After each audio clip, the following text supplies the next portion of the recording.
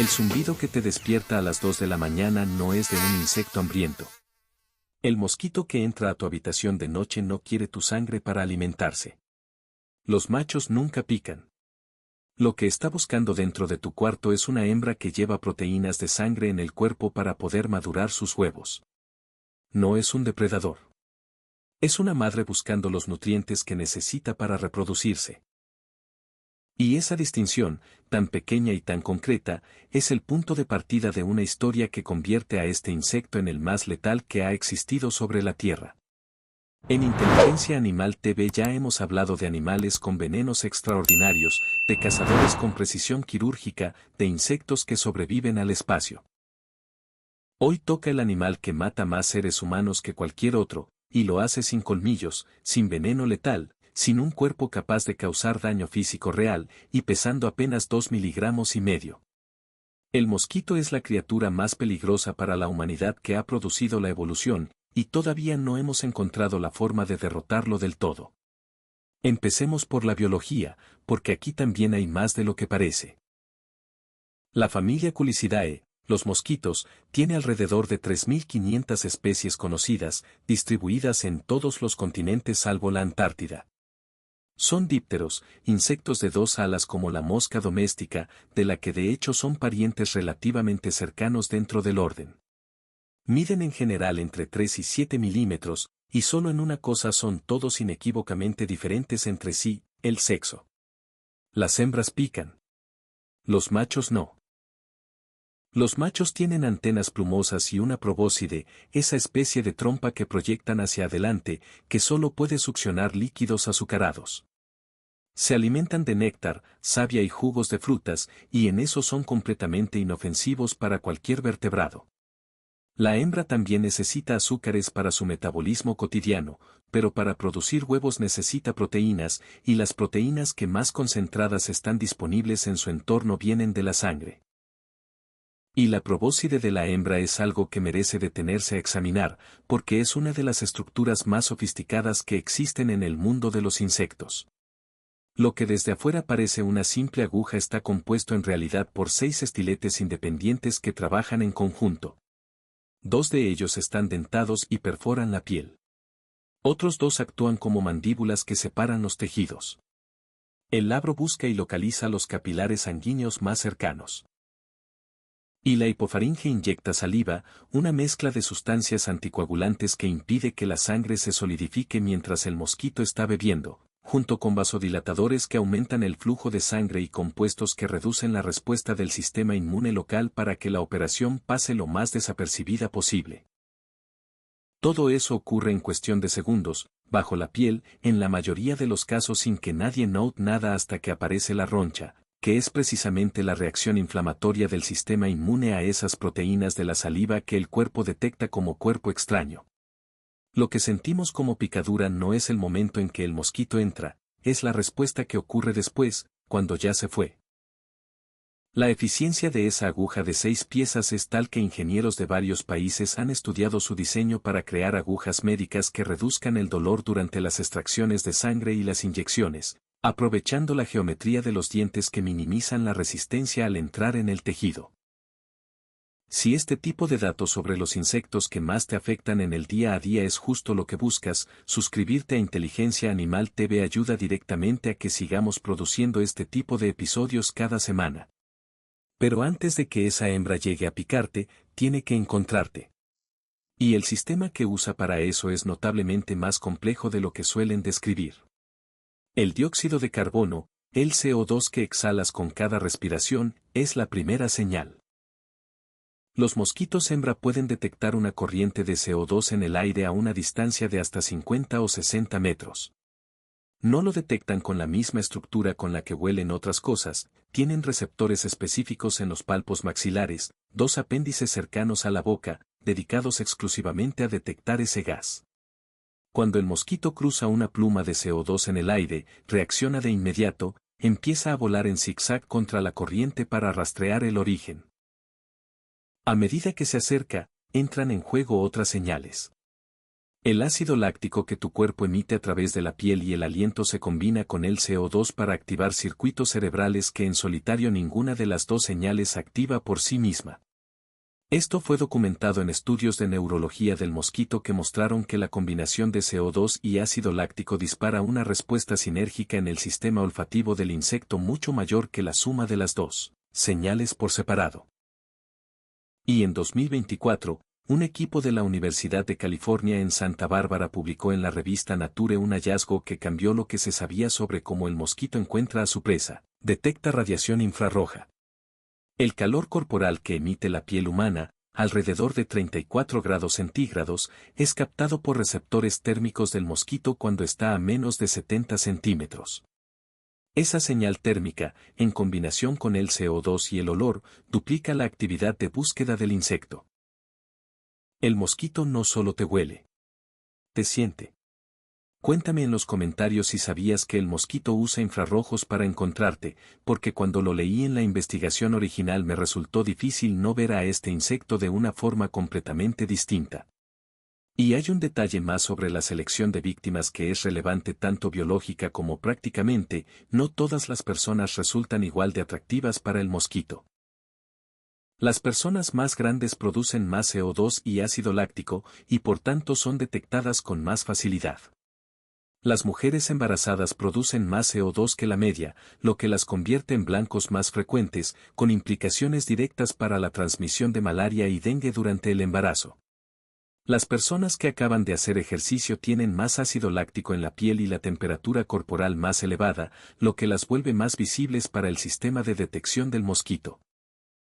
Y hay estudios que sugieren que el tipo de bacteria que vive en la piel de cada persona influye en el perfil de olores corporales que emite, lo que podría explicar por qué en una habitación con varias personas, el mosquito elige consistentemente algunas sobre otras. La persona que siempre dice que los mosquitos la buscan especialmente probablemente no está equivocada.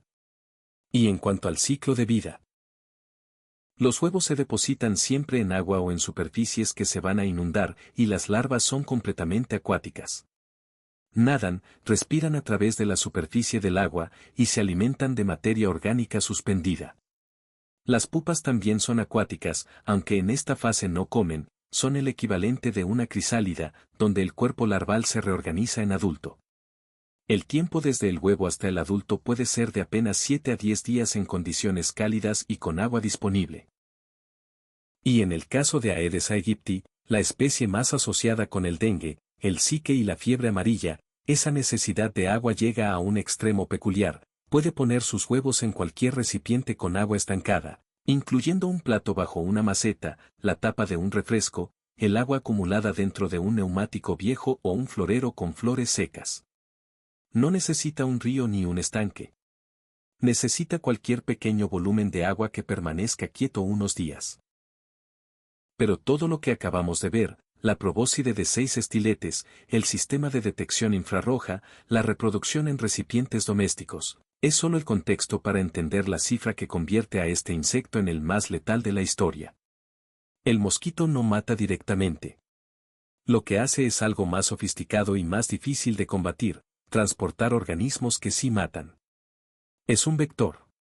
Y como vector, no tiene parangón en el reino animal. La malaria, causada por el parásito Plasmodium y transmitida principalmente por el mosquito del género Anopheles, registró en 2023 unos 263 millones de casos en todo el mundo, según el informe de la Organización Mundial de la Salud publicado en 2024. Y 597.000 muertes. Casi 600.000 personas muertas en un solo año por una enfermedad que un insecto de 2,5 miligramos transmite con una sola picadura. El 95% de esas muertes ocurrieron en el África subsahariana, y la mayoría de los fallecidos fueron niños menores de 5 años.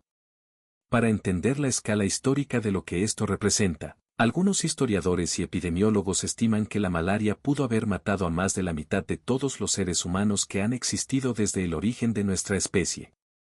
Eso no es un dato verificable con exactitud, pero refleja la magnitud de la presencia de esta enfermedad en toda la historia humana. Afectó el destino de guerras, el colapso de civilizaciones y el desarrollo demográfico de continentes enteros. Alejandro Magno probablemente murió de malaria o de otra enfermedad transmitida por mosquitos. Las legiones romanas perdieron batallas enteras por ella. El mecanismo es el siguiente: cuando una hembra de Anopeles infectada pica a una persona, inyecta esporozoitos del parásito junto con la saliva. Esos parásitos viajan al hígado, se multiplican ahí, invaden los glóbulos rojos, provocan fiebre, anemia y, en los casos más graves, daño cerebral y fallo multiorgánico. Y cuando ese mismo mosquito pica a alguien con malaria, absorbe gametocitos del parásito con la sangre, que se reproducen en el intestino del mosquito y migran a las glándulas salivales, desde donde serán inyectados en la próxima persona que el mosquito pique. El parásito usa al mosquito igual que el mosquito usa al humano. Como un vehículo. Y la malaria no es la única enfermedad de esta lista. El Aedes aegypti transmite el dengue, el zika, la fiebre amarilla y la chikungunya. El Culex transmite la fiebre del Nilo Occidental, la encefalitis japonesa y la filariasis linfática. En total, los mosquitos transmiten más enfermedades humanas que cualquier otro animal sobre la Tierra. El listado de enfermedades que dependen de este insecto como vector es tan largo que algunos investigadores han calculado que, contando todos los patógenos que transmiten, los mosquitos son responsables de entre el 15 y el 20% de toda la mortalidad infecciosa humana a nivel global.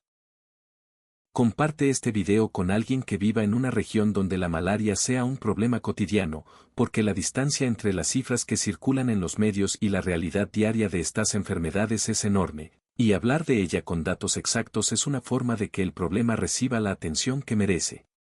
Y si la malaria es la más grave, el dengue es la que crece más rápido. En la primera mitad de 2024, el número de casos de dengue registrados en el mundo superó el máximo anual histórico, con más de 9.2 millones de casos reportados solo hasta junio, la mayoría en América Latina. Brasil fue el epicentro más grave. El país acumuló casos por millones en los primeros meses del año, superando todos los registros previos. La región concentraba aproximadamente el 85% de todos los casos notificados a la OMS en ese periodo. Desde el año 2000, los casos de dengue a nivel global se han multiplicado por 8.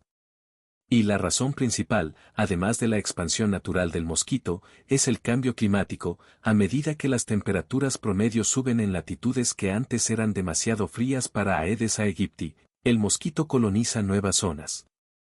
Hoy se detectan casos de dengue autóctono en el sur de Europa y en regiones de los Estados Unidos donde hace 20 años no existía el problema. Entre 1979 y 2022, los días favorables para los mosquitos en los Estados Unidos aumentaron más de 2 semanas. No es una proyección futura. Es algo que ya está ocurriendo. Y hay algo más que hace al mosquito especialmente difícil de combatir: aprende evolutivamente a ritmos que nos desafían. No aprende en el sentido individual, porque un mosquito tiene un sistema nervioso demasiado simple para eso. Aprende colectivamente, por evolución acelerada.